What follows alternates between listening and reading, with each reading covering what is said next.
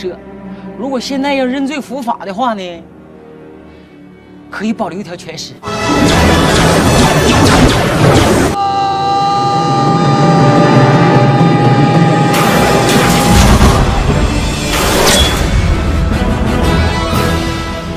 什么剑法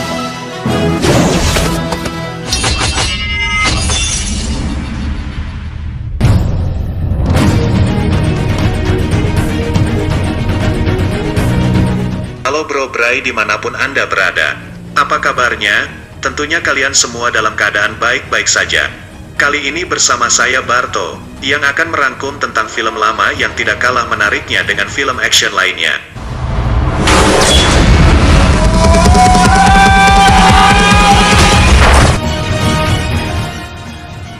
Kali ini saya akan merangkum film Just Call Me Nobody.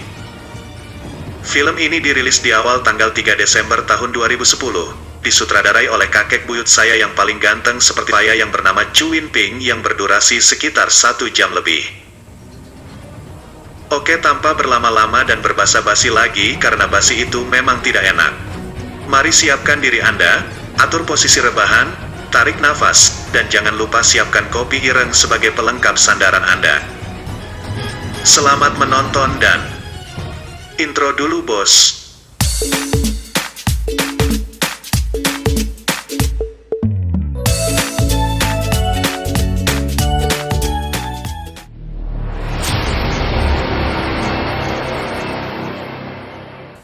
Film ini mengisahkan perjalanan seorang pria imut yang memiliki profesi sebagai tukang sol sepatu yang bertampang culun, kemayu, dan gemulai. Namun yang menariknya adalah pria culun ini berubah menjadi seorang pria hero yang sakti mandraguna dalam waktu yang sangat singkat dalam perjalanannya. Pertanyaannya adalah bagaimanakah kisah pria ini dalam menguasai kungfu dalam perjalanannya saat mengembalikan sepatu yang mampu mengubah hidupnya menjadi seorang pria yang sangat sakti. 业我业余，赢我不光彩，留上。啊，上。什么玩意儿？没了。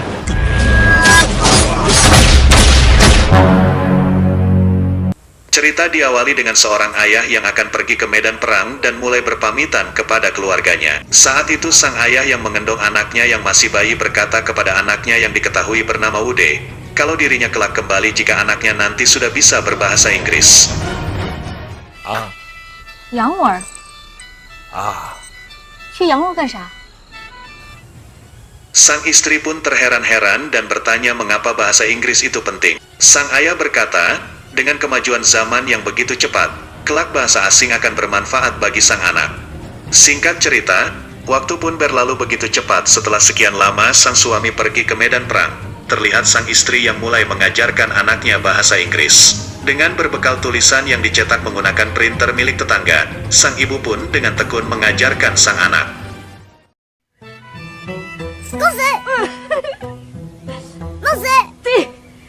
Pada saat tengah asyik mengajarkan bahasa Inggris pada sang anak, lalu tiba-tiba datanglah seorang prajurit yang ternyata adalah kakak ipar sang ibu. Sang kakak ipar mengabarkan berita yang sangat mengejutkan bagi sang ibu. Mengapa tidak? Kakak ipar mengatakan kalau sang ayah Wude telah meninggal dunia. 小林，你怎么来了？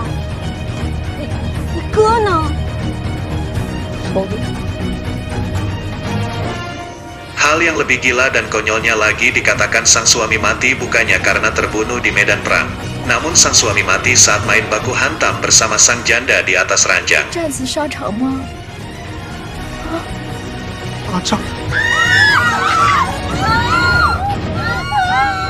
Ini bisa disimpulkan bahwa sang ayah kelelahan karena saking menikmati sensasi baku hantam sehingga menyebabkan sang ayah lupa bernafas. Mengetahui kejadian tersebut tentu saja membuat hati sang ibu bagai terbelah dua. Mengapa tidak? Ternyata sang suami malah tergiur dengan rumput tetangga yang lebih hijau dan subur daripada rumput sendiri. Di tengah kesedihannya, sang istri meminta sang kakak ipar untuk dapat merahasiakan tentang penyebab kematian suaminya kepada anaknya. Itu semua karena sang ibu berharap agar anaknya di masa depan hanya mengetahui bahwa sang ayah meninggal sebagai seorang pahlawan, meskipun kenyataannya suaminya pahlawan pembela wanita single. 谁捐躯的？我希望这孩子的心里，他爹就是一个大英雄。 Hari pun berganti bulan, bulan berganti tahun dan tahun berganti-ganti. Singkat cerita sang anak sudah tumbuh dewasa yang kita ketahui bernama Wude, yang memiliki profesi sebagai tukang sol sepatu. 挺特别的。习惯了，这样方便。 Namun perlu diketahui Wude ini bertampang culun yang memiliki hati yang selembut sutra. Di tengah aktivitasnya Wude selalu mengisi waktu luangnya dengan baik, yaitu membaca komik Naruto kesukaannya. 我也有。你那是老版的，只练到第1层，我这练到第8层了。 8层6层。 Singkat cerita, pada saat Wude jalan-jalan, dia melihat seorang wanita cantik. Wanita itu adalah tetangga saya yang diketahui bernama Yelu yang sedang diserang oleh seorang berandal kampungan yang jago kandang. Berandal itu ternyata adalah seorang buronan yang bernama Tian Baguang. 你采花无数，罪孽深重，今天要付出代价。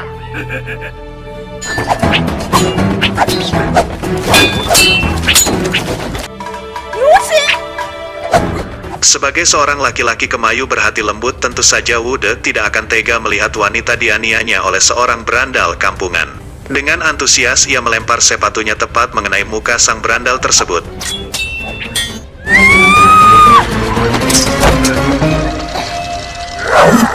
Tentu saja berandal tersebut marah, lagian si sepatunya sudah berapa lama belum pernah dicuci.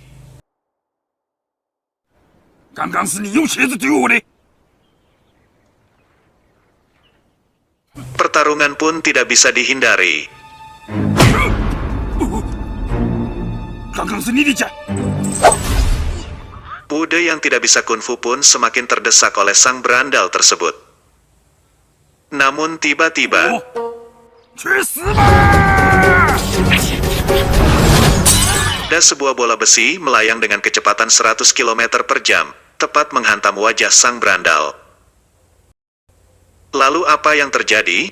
Akibat hantaman besi tersebut membuat sang berandal terdorong dan tertusuk oleh pedang yang dipegang oleh Wude saat itu. Ternyata orang yang melempar besi itu adalah seorang pembunuh profesional yang dikirimkan oleh jenderal untuk membunuh para buronan termasuk si berandal itu. Ini dia orangnya. Setelah mereka mengalahkan preman tersebut, akhirnya mereka pun berpisah. Namun sebelum berpisah, Yelu berpesan, jika kelak membutuhkan dirinya, Wude dapat mencarinya di Gunung Tai, tanpa tambahan huruf K. 此人叫田八光，是个通缉犯。 Lalu setelah sampai di rumah, Wude memperbaiki sepatu milik Yelu yang sudah rusak akibat pertarungan tadi, dan berniat mengembalikannya agar dapat digunakan kembali oleh Yelu nanti. 月露，月亮的月。 Entah apa yang dipikirkannya, keesokan harinya Wude pun berangkat mencari Yelu untuk mengembalikan sepatu miliknya. Dengan menempuh perjalanan yang cukup panjang melewati hutan dan gunung hingga akhirnya tibalah ia di sebuah kapal yang akan dinaikinya. Namun dengan tidak sengaja ia bertemu dengan kakek tua yang lalu tiba-tiba terjatuh saat hendak menaiki kapal tersebut. Wude yang berhati perih yang lemah lembut, dengan cepat ia mengendong sang kakek tersebut untuk menaiki kapal agar tidak ketinggalan. Di tengah perjalanan di atas kapal, rupanya ada dua orang perampok amatir yang menyamar di antara mereka. Lalu dengan gaya yang tidak meyakinkan mereka mulai memaksa seluruh penumpang saat itu untuk menyerahkan seluruh harta para penumpang. 快呀！站着！你怎么还往前来呢？ Wude yang masih dengan gaya polosnya merasa khawatir sepatu milik Yelu juga bakal dirampas oleh sang perompak. Kemudian dengan polosnya dia bermaksud untuk menyembunyikan sepatu tersebut di balik bajunya. Namun sang perampok yang tidak kalah polos dan bodohnya mengetahui niat Wude yang ingin menyembunyikan sesuatu di balik bajunya. 看谁这是啥？鞋呀，挺值钱吗？放手。 Akhirnya pertarungan pun tak bisa dihindari. Wude yang saat itu berbekal kungfu yang ia pelajari dari buku komik Naruto pun berusaha untuk melawan sang perampok. 这什么活儿？这是太厉害！这是脚活儿，跟 Hal tidak terduga pun terjadi ketika dirinya mulai terdesak oleh sang perampok. Sang kakek yang ia tolong tadi ternyata adalah seorang master kungfu. Hal itu terbukti karena sang kakek dapat menghindari serangan sang perampok hanya dengan cara menekan lantai saja tubuhnya bisa melayang seperti kapas. Karena berkat kekuatan sang kakek akhirnya Wude pun berhasil mengalahkan sang perampok dalam pertarungan itu.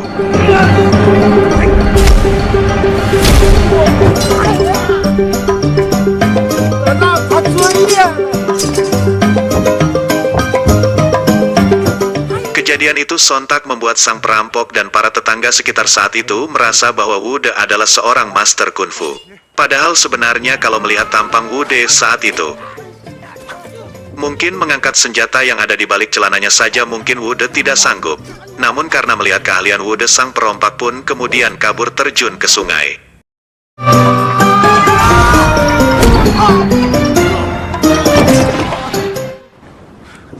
快说吧，言多必失，赶紧走吧。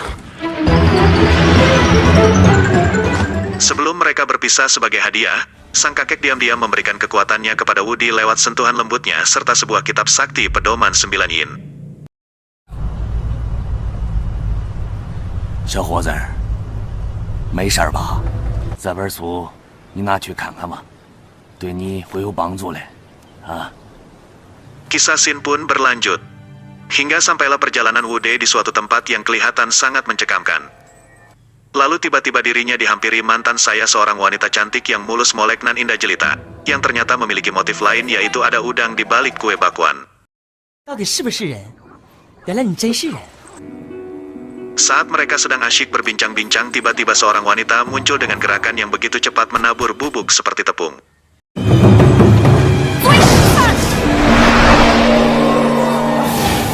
Namun celakanya tepung tersebut malah balik arah dan terkena wajah wanita tersebut. Baru diketahui rupanya kakak beradik yang sama-sama bangsatnya itu sudah bersekongkol untuk mencelakai Wude. Melihat apa yang terjadi dengan sang kakak, sang adik berusaha mencari obat penawaran racun yang mereka simpan, namun apesnya karena sang adik buta warna obat yang diberikan bukannya penawar, melainkan racun, sehingga menyebabkan sang kakak meninggal dunia. Sang adik yang melihat sang kakaknya mati saat itu pun mulai mengejar Wude dan berniat membunuhnya. Wude yang sadar akan bahaya yang menghampirinya pun berusaha melarikan diri sekuat tenaga. Namun kembali apes dan malah terjatuh ke jurang dan tak sadarkan diri.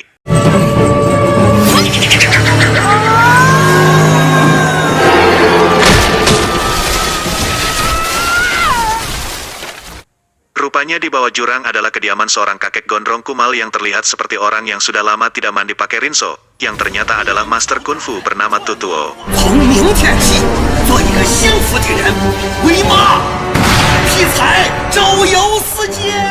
Diam-diam ternyata master gondrong itu malah memiliki niat busuk, yaitu ingin memakan Wude hidup-hidup seperti rayap. Namun tiba-tiba, entah apa yang terjadi ketika kakek mulai menggigitnya, ada sebuah kekuatan yang menghantam sang kakek hingga terpental dan menyebabkan gigi sang master itu rontok tinggal 2.